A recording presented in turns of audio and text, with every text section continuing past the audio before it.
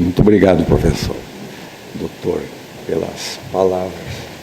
Eu devo dizer, inicialmente, saudando aos seus ilustres procuradores, magistrados, a pessoa da nossa ilustre ministra aqui presente, da presidente, da Ana Carolina e demais autoridades e público presente.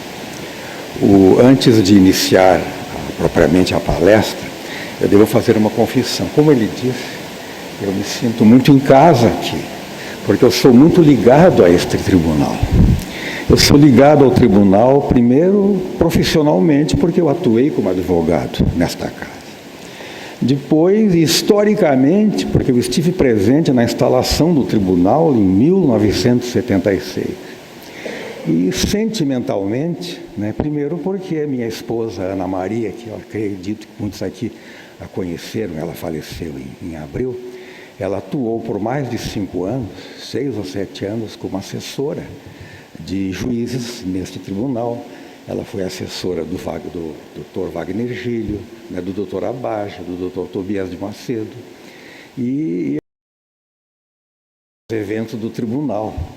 E, ultimamente, este lado sentimental, esta união sentimental com o tribunal se renova com a presença do meu filho, que me dá muito orgulho, o Luciano Augusto, como parte desta pleiade de magistrados, esses jovens magistrados que estão mudando a mentalidade ética no Brasil.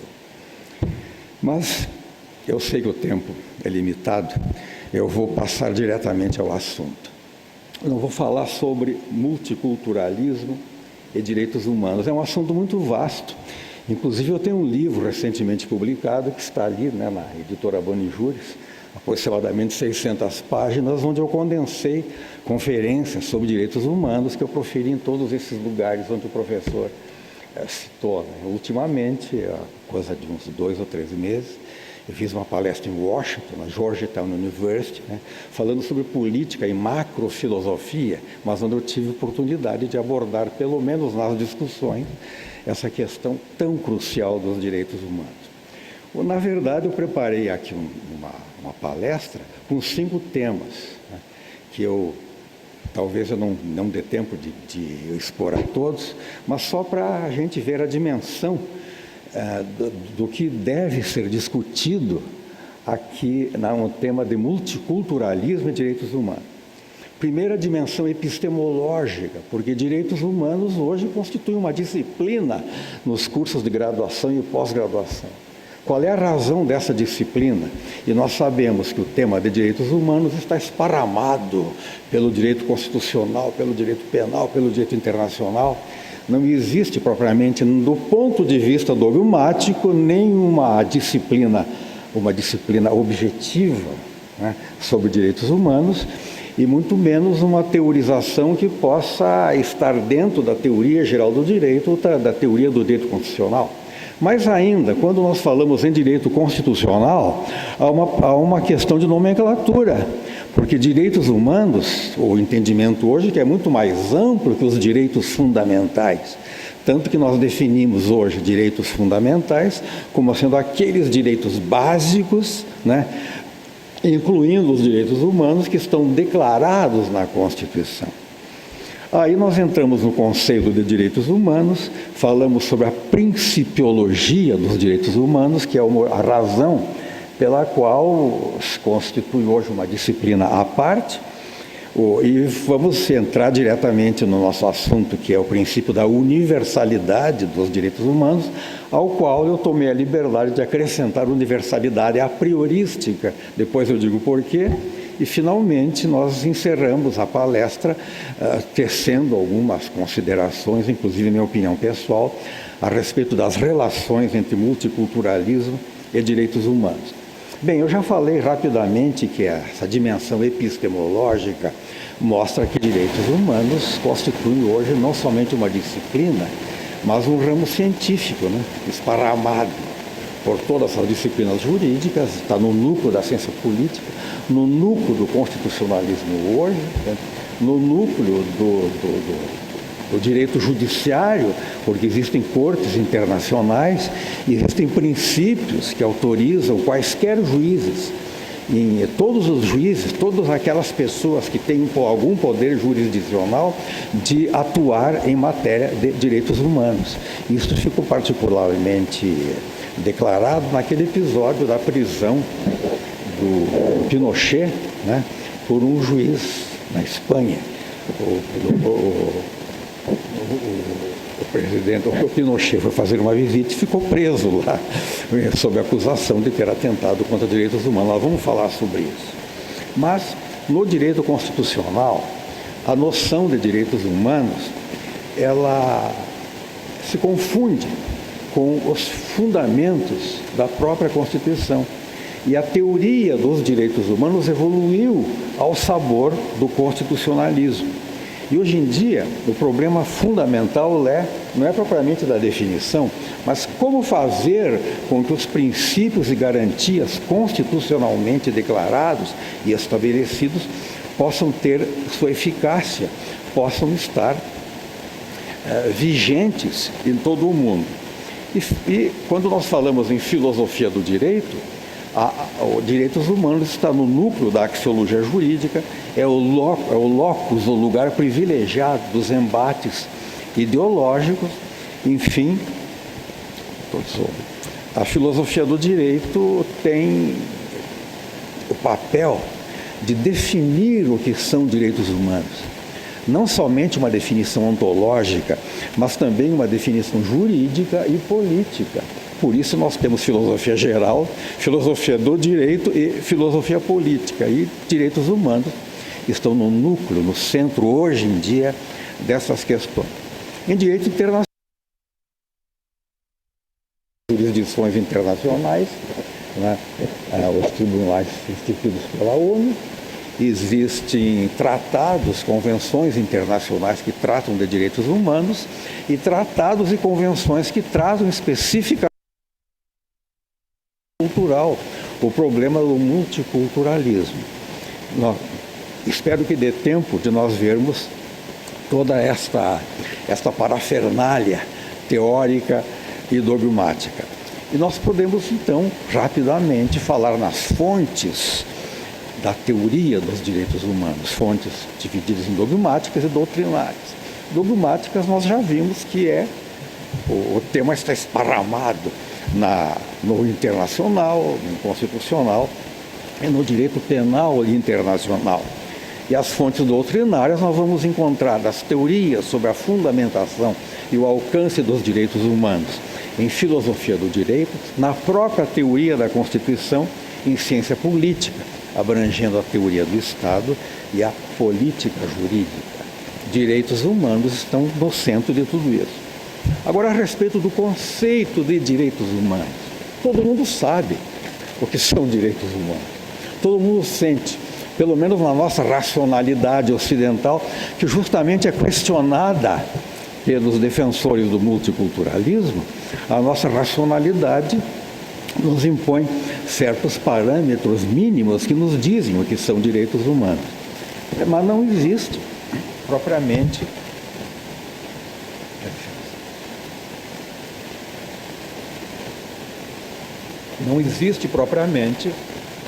uma definição objetiva.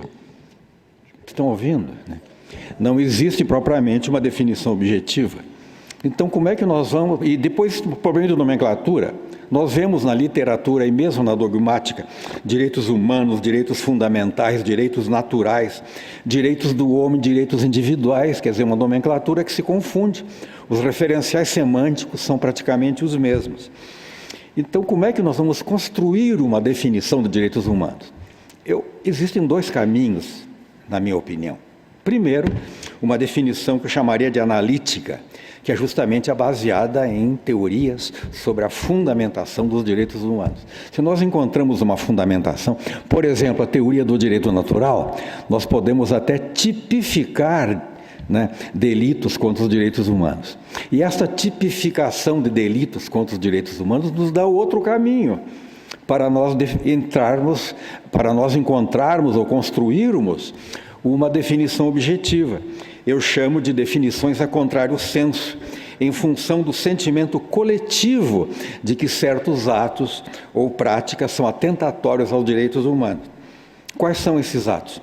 Tortura, prisão arbitrária, condenação sem o devido processo legal, penalidades cruéis, penalidades degradantes, genocídio, perseguição sistemática a minorias, sequestro e desaparecimento de pessoas, genocídio cultural, etc., etc. Quer dizer, essas definições a contrário senso nos dão, pelo menos subjetivamente e até intersubjetivamente, uma ideia do que sejam direitos humanos. Agora, há um pensamento importante aí nisso, existe alguma coisa muito importante, é que em direito internacional, e mesmo na teoria do direito, é claro que todos os dias nós lemos nos jornais casos horrorosos, casos horríveis, assassinatos, né? E tortura, nós temos consciência de que no mundo inteiro se praticam certos atos. Mas nós não podemos considerá-los como atentatórios aos direitos humanos porque não são atos sistematicamente praticados. Consideram-se atos contra os direitos humanos aqueles sistematicamente praticados contra um grupo, contra minorias, geralmente em casos de despotismo político, né, em casos de revolução, e quando existe uma mobilização da opinião pública que realmente choca os fatos que têm acontecido, como agora, por exemplo, estão acontecendo com o Estado Islâmico, né? O Estado Islâmico, eles tiveram ousadia, o mundo inteiro viu isso através das redes sociais, de prender um piloto jordaniano que caiu no território e ele foi queimado vivo dentro de uma gaiola. Isso foi filmado, foi gravado e foi distribuído para o mundo inteiro. Claro que são atos que agridem a consciência da humanidade. Então, o que nós podemos dizer é que estes atos praticados, embora contra os direitos humanos, mas que estão ao alcance da polícia, das instituições de dentro de um país, não estão ao alcance dos direitos humanos, embora as jurisdições internacionais podem servir como uma instância última, como aconteceu há pouco no caso da extradição de um condenado pela Justiça, pelo Supremo Tribunal Federal, de um condenado, né, no episódio do Mensalão, e que agora fez de tudo para atrair, inclusive apelando para cortes internacionais. Então não existe limite ao apelo, mas a política, quer dizer, o direito internacional está mais ou menos definindo que direitos atentatórios aos direitos humanos, que ferem a consciência da humanidade, são atos praticados sistematicamente por um governo, por um grupo no poder, por detentores do poder político, em geral despóticos. E há uma definição que o Estado não tem o direito de desrespeitar os direitos humanos. Enfim, no plano da dogmática interna nossa, nós podemos definir os direitos humanos como sendo direitos subjetivos pessoais, principais, públicos e indisponíveis. E é claro que o conceito de direitos fundamentais, pelo menos hoje em dia, acaba sendo absorvido pelo direitos humanos, pelo conceito de direitos humanos, em parte como reação da consciência universal às atrocidades praticadas no século passado. No século XX, nazismo, fascismo, né, e outras ideologias que não respeitam a dignidade da pessoa humana. E foi justamente nessa perspectiva das atrocidades do século XX, a partir do julgamento de Nuremberg, que nasceu e se desenvolveu o conceito de crimes de lesa humanidade, delitos contra a humanidade. Só que eu peço licença para ler aqui uma citação de Bobbio, onde ele sintetiza qual é o problema que as jurisdições, que as organizações internacionais e os próprios governos democráticos do mundo enfrentam hoje. Como diz Norberto Bobbio, O problema que temos diante de nós não é filosófico, mas jurídico, e num sentido mais amplo, político. Não se trata de saber quais e quantos são esses direitos, qual é a sua natureza e seu fundamento, se são direitos naturais ou históricos, absolutos ou relativos, mas sim qual é o modo mais seguro para garanti-los, para impedir que, apesar das solenes declarações, eles sejam continuamente violados. Então, declarações nós temos em profusões. A minha avó dizia, de boas intenções o inferno está cheio. Quer dizer, as boas intenções internacionais são inúmeras, mas não existem ações efetivas que protejam os direitos de maiorias, os direitos de minorias. E entramos então agora num outro assunto, explicando por que direitos humanos hoje constituem uma disciplina praticamente à parte. É que ela desenvolveu uma principiologia própria. Princípios da teoria dos direitos humanos e mesmo da dogmática dos direitos humanos que se afastam dos chamados princípios gerais de direito do nosso sistema jurídico ocidental e mesmo do sistema jurídico anglo-americano, o sistema da common law. Quais são esses princípios? São 7 ou 8. O primeiro deles, que é comum, é a própria base do direito moderno, após o iluminismo, que é o princípio da dignidade da pessoa humana. Não há o que falar sobre isso, apenas a condição de pessoa significa que todos são iguais, que não existe escravo, que não existe raça, que não existe, afinal de contas, motivo para nós desprezarmos alguém em sua dignidade. O pior assassino, o pior criminoso tem a sua dignidade como pessoa humana.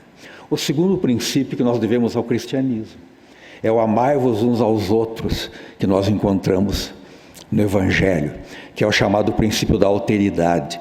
Nós não podemos falar em direitos humanos como direitos individuais. Aliás, no constitucionalismo, todos conhecem muito bem a teoria das gerações de direitos.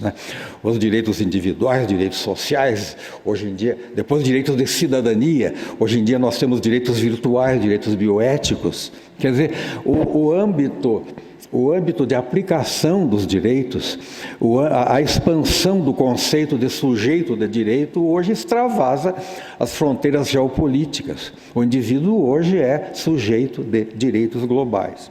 O terceiro princípio é justamente o tema da nossa palestra, que é a universalidade, que eu digo universalidade a priorística. E junto com esse princípio da universalidade que eu vou discorrer daqui a pouco, nós temos o princípio da fundamentalidade constitucional. Quer dizer, os direitos humanos devem constar da Constituição. E mais ainda, devem constar como cláusulas pétreas. Isso em virtude de um outro princípio, um outro pressuposto, que é o pressuposto da irreversibilidade.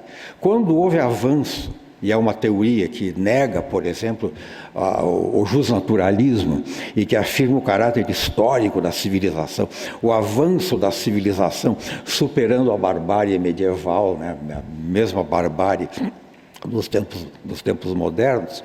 Nós temos o quê? Nós temos, então, que esses direitos, uma vez conquistados e declarados nas constituições, não existe retrocesso. Não deve haver margem para retrocesso. Então, nós temos aí, junto com o princípio da fundamentalidade constitucional, o princípio da irreversibilidade dos direitos humanos conquistados, que é chamado também o princípio nunca mais. Esse termo, princípio nunca mais, é em homenagem aos movimentos contra as aliás, não é propriamente contra as ditaduras, que na época da ditadura não se podia fazer nada. Mas depois das ditaduras nós tivemos a chamada justiça de transição. E nessa justiça de transição, os movimentos populares, os movimentos de opinião pública, tomaram essa conotação nunca mais. Foi o lema, por exemplo, até o título das publicações que foram dirigidas por Dom Paulo Evaristo Arnes, é o nome do movimento das avós da Praça de Maio, em Buenos Aires e também na Europa. Nós tivemos manifestações utilizando esse termo nunca mais, quando houve protestos em toda a Europa contra os exageros, contra as perseguições do stalinismo. Então, o princípio da irreversibilidade dos direitos humanos é também denominado o princípio nunca mais. E isso é muito importante, o princípio da imprescritibilidade criminal. Delitos individuais, delitos contra pessoas, contra o patrimônio, eles estão sujeitos a prescrição. Os delitos contra a humanidade não prescrevem. E nós temos visto recentemente, por exemplo, ex-nazistas com 90 anos sendo condenados ou por cortes internacionais ou julgados em Israel. O fundamento doutrinário é a imprescritibilidade dos delitos de lesa humanidade. E eu já falei aqui, já me referi ao princípio da competência judiciária universal. Houve um exemplo que partiu da Espanha, que quando um notório violador de direitos humanos, ele pode ser detido, preso, pode ser processado e julgado sob quaisquer jurisdições, respeitado, evidentemente, a autonomia e os limites impostos pelo direito penal internacional e pela competência das cortes internacionais de justiça. E é um outro princípio, né? Isso aí, os filósofos têm que inventar alguma coisa, né? Senão a gente acaba sendo superado pelos fatos. É o princípio indubio pro humanitate. Eu me lembro que nos anos 60, quando se começou a discutir o problema ecológico, eu lancei numa conferência da Magistratura Federal em Santos, né?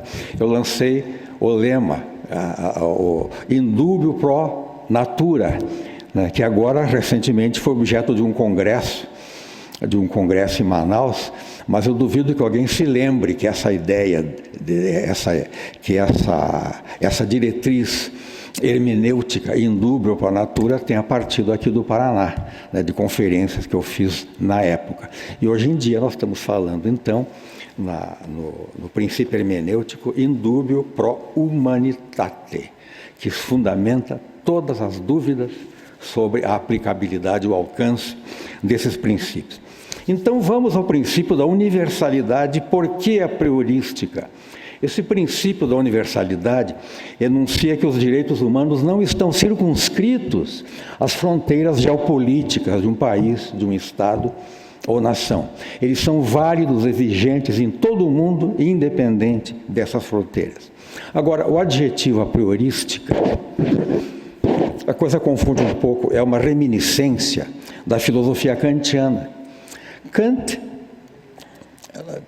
deu uma forma filosófica muito inteligente, claro, né? E muito sofisticada também, naquela ambiência filosófica alemã, a uma coisa que todos nós conhecemos desde criancinha.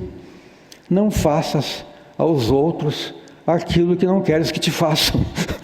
Como é que Kant enunciou isso? Ele enunciou que quando a gente age, a gente atua, a regra, toda a nossa atuação tem uma regra. A regra, a norma, né, a máxima da nossa ação deve ser uma lei universal. Agora, qual é o fundamento disso? Kant definiu como sendo um problema de racionalidade, que a própria razão tem dentro dela, a prioristicamente, formas que vão amoldar o conhecimento, formas que vão amoldar as nossas ações. A razão pura e a razão prática. E essas formas que vão amoldar as nossas ações, ele chamou de imperativo categórico. Ora, eu tomei a liberdade de deixar ali com meu filho Luciano uma publicação que eu acabei de receber de uma conferência que eu fiz na Universidade de Coimbra, no ano passado, foi publicada no boletim, em que nós discutimos o fundamento, a fundamentação do imperativo categórico. E a tese que eu defendi na ocasião e que eu trago aqui também para o conhecimento de todos, a tese que o fundamento, quer dizer, o homem não é só razão, ele é sentimento, ele é vontade.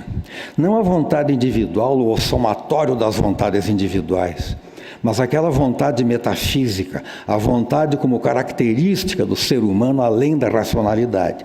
E o fundamento da aprioricidade, do caráter a priori, do imperativo categórico, e, portanto, dos direitos humanos como imperativo categórico, não é uma forma a priori, abstrata, inatingível, mas a vontade manifesta através da história, através do avanço da civilização.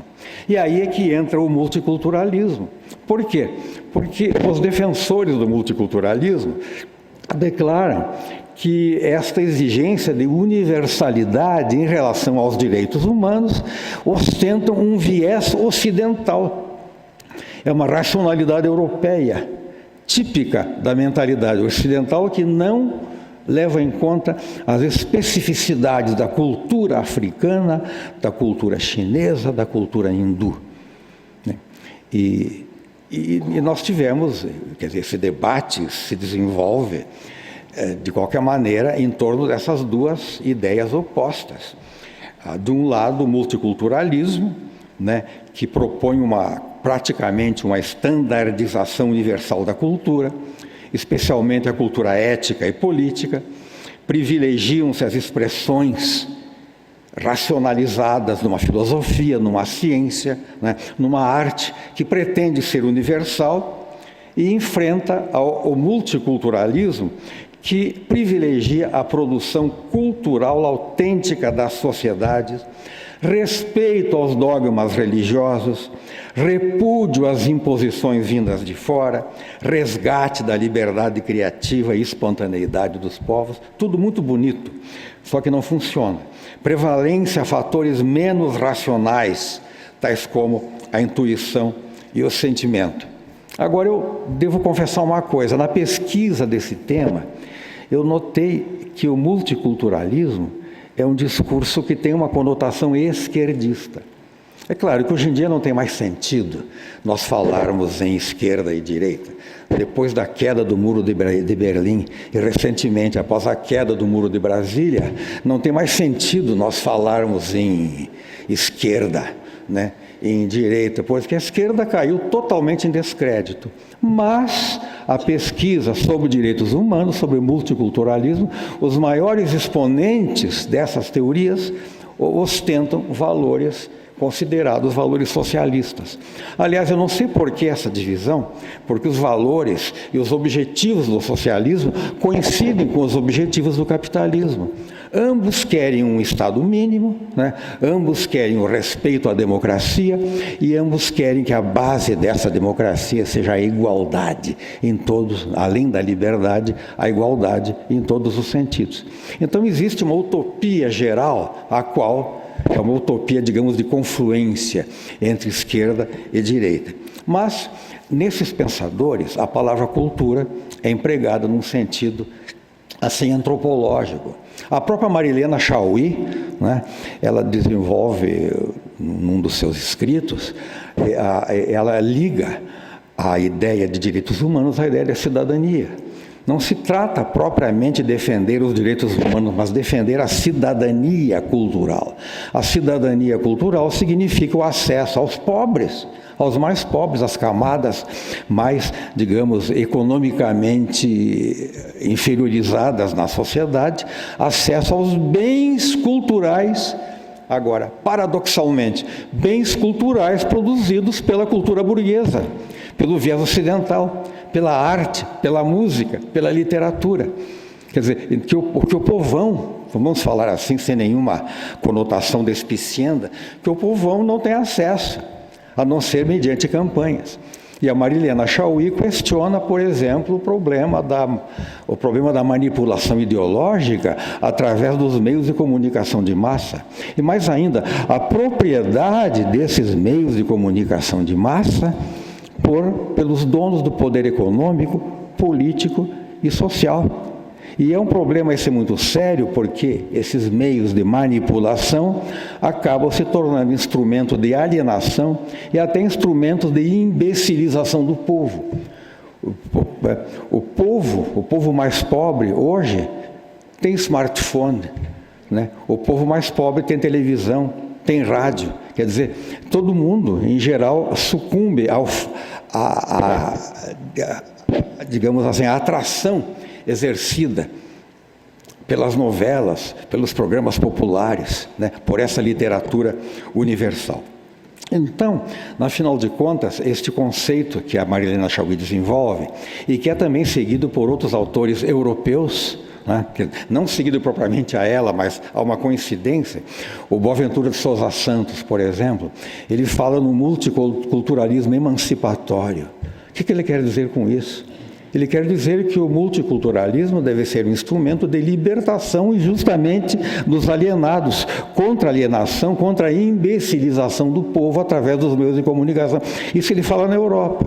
Imagine se ele tivesse voltado para a nossa realidade brasileira. Outro autor é o Herrera Flores. Herrera Flores fala num multiculturalismo de confluência. O que quer dizer isso? Aliás, ele fala em universalismo de confluência. Nós devemos valorizar as culturas espontâneas dos povos e sociedades, mas que todos eles possam conviver diante de um ideal de universalidade. Que o ideal é que não houvesse essas desigualdades. Agora, o multiculturalismo é também a defesa dos povos indígenas, não somente no Brasil, mas em na Austrália, né? Em várias regiões do mundo onde existam ainda tribos em estado selvagem. O que eu duvido muito. No Brasil, por exemplo, há muitos e muitos anos, né, eu fui com a Ana Maria à Amazônia, né, fui a Manaus e fomos visitar uma tribo indígena. Claro, né, eu fui convidado a dançar com as índias, os índios convidaram as senhoras turistas presentes. Eu tive a sensação de que nós turistas estávamos ali olhando aqueles selvagens, entre aspas, como animais num zoológico. Então eles são preservados na China. Eu tive essa oportunidade. Na China existem grupos onde a cultura local é preservada, mas é atração turística. O Estado ganha dinheiro com isso. Então, quer dizer, o sentido de proteção dessas minorias, daqui a 50 anos não vai mais existir isso. Nós temos alguma dúvida que nos próximos 20 ou 30 anos, os nossos grupos selvagens tão defendidos pelos multiculturalistas, né, objeto de teses de mestrado, de doutorado, será que eles vão existir daqui a 20 anos ou terão perdido totalmente as suas características? É só nós vermos na televisão as entrevistas que os líderes dessas tribos, né, que os atuais caciques dão na televisão. Eu não estou controlando aqui o tempo, mas vamos ver se a gente consegue dar todo o recado. Dentre esses autores, eu achei muito interessante uma autora, a Flávia Piovesan, porque ela pegou a teoria do Sousa Santos e do Herrera Flores e fala num mínimo ético irredutível, que é justamente a minha opinião a respeito disso. Nós podemos e devemos respeitar a originalidade de cada cultura, mas existe um mínimo ético que é a nossa racionalidade. Nós não podemos tolerar, por exemplo, que, em nome de um dogma religioso, as mulheres sejam submetidas a um segundo plano. Nós não podemos tolerar, por exemplo, os problemas contra as minorias raciais, né, contra qualquer forma de discriminação. E principalmente, por exemplo, problemas, a mutilação de meninas praticadas por algumas tribos africanas. E não podemos tolerar isso em nome do multiculturalismo. E não podemos tolerar também claro que o problema do aborto, o problema da eutanásia, quer dizer, um problema médico, um problema sanitário, um problema que tem que ser discutido num sentido bem amplo. Mas em termos de direitos humanos, nós podemos questionar, por exemplo, que os índios, que as tribos, algumas tribos indígenas, possam ter o hábito de matar os bebês nascidos com alguma deformidade, com alguma anomalia. Ou seja, nós temos uma racionalidade ocidental, pode ser um viés ocidental, mas é o avanço da civilização. Então, a conclusão é que ir contra a universalidade, a universalização dos direitos humanos, a favor do multiculturalismo, é dar murro em ponta de faca. Porque isso, alguém tem dúvida de que a direita sempre vence? Alguém tem dúvida de que a racionalidade do mundo ocidental vai avançar? Já tomou o Japão, está tomando conta a passos largos, assim, da China. E só não tomou conta da Índia ainda, porque a Índia é o exemplo mais expressivo daquela frase de Marx: a religião é o ópio do povo. Porque lá a religião de 1 bilhão de hindus impede que eles saiam de uma casta e vão para outra casta. É proibido, não pela lei, é proibido pela religião, é proibido pelos costumes que eles possam sair. Então vai custar um pouco mais, mas ninguém tem dúvida de que a quantidade de pessoas da classe média, pessoas de cultura, né, que estão evoluindo na Índia de hoje, daqui a mais 20 ou 30 anos, terá havido propriamente, eu vou dizer, a racionalização de todos estes dogmas, de todas estas políticas. E interessante, eu falei que é um discurso de esquerda, mas o discurso de esquerda não se limita propriamente ao fenômeno do multiculturalismo. A doutrina multiculturalista tem tido novas versões. Uma delas é o intraculturalismo, né? Oposição ao multiculturalismo proclama que ele pode ser danoso às sociedades e particularmente nocivo às culturas nativas. E existe uma outra tese, a tese do transculturalismo. Eu vou fazer uma analogia. Nos anos 60, nós estudávamos direito comparado. Hoje em dia não se tem propriamente isso no plano teórico geral, é mais no plano prático mesmo da legislação comparada. Mas o movimento de direito comparado, nos anos 60, nos anos 70, foi uma tentativa de unificação dos direitos do mundo, estabelecendo as analogias, as paridades institucionais, em matéria de família, em matéria de delitos, em matéria de direitos fundamentais. É o que se está fazendo hoje, não propriamente com a legislação, mas se está fazendo hoje com as instituições do ponto de vista antropológico. Ainda mais agora que o conceito de família ampliou-se, de modo a abranger várias formas de união estável, não é mesmo? Então, como é que nós poderíamos unificar, ao menos teoricamente, um modelo institucional de família? Como é que nós podemos institucionalizar um modelo internacional de Estado não intervencionista, quando hoje nós temos um Estado global? Então, na verdade, o que está acontecendo é que no plano internacional e mesmo no plano interno, é que estas posições, esta oposição entre universalismo dos direitos humanos e multiculturalismo, eles merecem respeito. Agora, de qualquer maneira, quando eles se projetam para o plano ético, aí surge um impasse.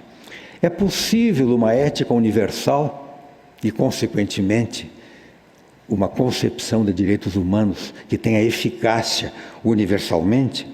Ou respeitam-se as convicções éticas de cada sociedade, desde que essas convicções não tenham a pretensão de transformar-se em fundamentalismo? Aí nós chegamos à parte final da nossa exposição, que é sobre multiculturalismo e direitos humanos. Por que isso? Porque o multiculturalismo não é somente descritivo dos comportamentos da sociedade. Ele é uma ideologia. É uma ideologia que propõe o multiculturalismo como bom, né, desejável, e cuja preservação é imperativo das políticas nacionais e internacionais. Isso é mais ou menos o que ficou estabelecido em cartas internacionais importantíssimas. Por exemplo, a Carta Africana dos Direitos Humanos e dos Povos, a Carta de Banjul, de 1981, a Declaração de Bangkok, chamada Declaração, são instrumentos assinados por países do mundo inteiro. Declaração de Bangkok, Declaração dos Valores Asiáticos. A segunda Conferência sobre Direitos Humanos em Viena, em junho de 93. Então, nesses documentos, ficou clara a posição de países asiáticos, africanos e islâmicos, encabeçados por China e Cuba, não é mesmo? Manifestando repúdio a qualquer ingerência nos assuntos internos de cada nação a respeito de direitos humanos. E isso tem servido de desculpa para que não haja intervenção. Há intervenção protetora dos direitos humanos quando interessa, quando há outros interesses por baixo disso, interesses econômicos, interesses de dominação. Mas quando nós enfrentamos, por exemplo, Ruanda, Zaire, Uganda, alguns países islâmicos, alguns países na África e na Ásia, onde existe mesmo a necessidade de uma intervenção internacional para acabar com a matança de crianças, para acabar com a fome e a miséria, os países ricos se omitem em nome do respeito ao multiculturalismo. Há muita hipocrisia internacional nisso aí. Então, nós temos que pugnar. Tudo isso foi, digamos assim, agudizado após o 11 de setembro, né? Porque tudo isso vem ainda aquela acusação feita pelos nossos representantes desses países, a respeito da ingerência, não ingerência em assuntos internos dos países. E no âmbito da América Latina, tivemos um documento importante, que é da época das nossas ditaduras, a Conferência Regional sobre Educação e Direitos Humanos na América Latina e no Caribe, promovido pela Unesco e Alto Comissariado para os Direitos Humanos da ONU. Aí claro que eu não vou dizer que eu sou contra, eu concordo absolutamente com tudo que foi dito. Por quê? Porque a preocupação na época era a política de segurança nacional. E aqueles que os mais velhos, a maioria que talvez não tivesse nascido nessa época, mas nós nos lembramos dos anos de chumbo, após o AI-5, né, quando, em nome da segurança nacional, contra o perigo vermelho, para proteger a sagrada tradição cristã do nosso povo brasileiro, se permitiam todos os atos contra os direitos humanos. Tudo isso denunciado naquela obra da Justiça de Transição, chamada Nunca Mais. E tudo isso foi consolidado num documento de 2001, Conferência Geral da Unesco em Paris, Declaração Universal sobre a Diversidade Cultural. Então existe um movimento muito intenso no sentido da preservação das culturas autênticas, autóctones. Mas isso, para mim, é dar murro em ponta de faca, porque estão esquecendo a realidade da globalização. Eu posso dizer, finalizando, que multiculturalismo deve ser defendido para o bem, jamais para o mal. E, infelizmente, o que tem ocorrido com a política internacional dos estados mais ricos é a visão utilitarista, voltada para seus próprios interesses. Os governos dos países ricos não conseguem ir além de solenes declarações quando a necessidade de ações efetivas possa ocasionar algum distúrbio, alguma redução do bem-estar de seu próprio povo, ainda que em quantidade despicienda. Quer dizer, gastam-se milhões e milhões e milhões de dólares para manter exércitos, supostamente para manter a paz em regiões consagradas, esquecendo que eles próprios é que causaram isso. A pobreza, por exemplo, da África e de alguns países da Ásia se deve ao colonialismo europeu. E agora eles estão pagando o preço disso, com essa imigração maciça de asiáticos e africanos para a Europa. E os Estados Unidos também estão recebendo levas e mais levas de imigrantes ilegais. Então nós podemos adiantar a tese de que os direitos humanos são a prioristicamente universais, mas que este apriorismo, por paradoxal que possa parecer, é fruto da característica do ser humano definida como vontade, e não produto de uma forma a priori racional inatingível. Não é um a priori transcendental, somente acessível pela razão, ou inacessível. A exigência de universalidade atribuída aos direitos humanos será, portanto, resultado de uma vontade intersubjetivamente vivenciada por todos os povos. E qual é o papel dos indivíduos? É a conscientização, é a desalienação, é a consciência de que os problemas vão além dos nossos próprios interesses internos. Nós hoje não somos só cidadãos de uma cidade, de um estado, de um país. Nós somos cidadãos do mundo. Nós estamos ligados instantaneamente através das redes sociais, através das comunicações. Eu agradeço a atenção de todos, fico à disposição para algum esclarecimento e agradeço, sobretudo, a oportunidade que me deram de me reencontrar comigo mesmo e com um passado meu, que eu respeito muito, do qual me orgulho. Muito obrigado. Obrigado.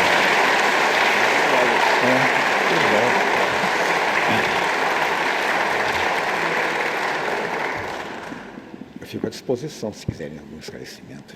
Não sei como... Em princípio, eu acho que não há tempo, né? Não está na previsão. Agradecendo a lógica complexa e ampla análise do professor Dr. Luiz Fernando Coelho sobre o tema que ele foi submetido.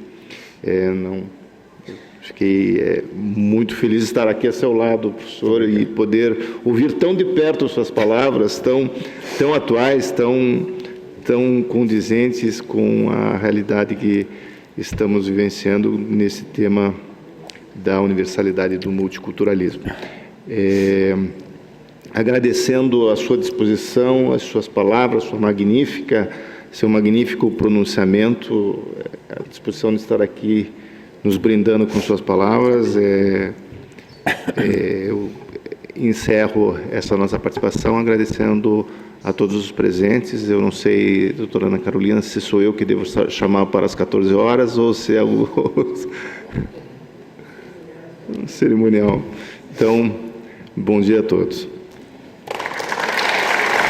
Obrigado. Lembramos de que os livros do conferencista, o professor Dr. Luiz Fernando Coelho, encontram-se à disposição no foyer, na saída desse plenário, para quem quiser adquiri-los. Neste momento faremos um intervalo para o almoço, retornando ao Fórum de Sustentabilidade pontualmente às 14 horas. Lembramos aos presentes que no hall desse tribunal está ocorrendo a exposição das obras realizadas por alunos dos 4º e 5º anos de escolas públicas selecionadas na etapa estadual do Prêmio MPT na escola com o tema Combate ao Trabalho Infantil. Eu aqui, me prestigiando, isso para mim é uma honra muito grande. Eu tenho esse texto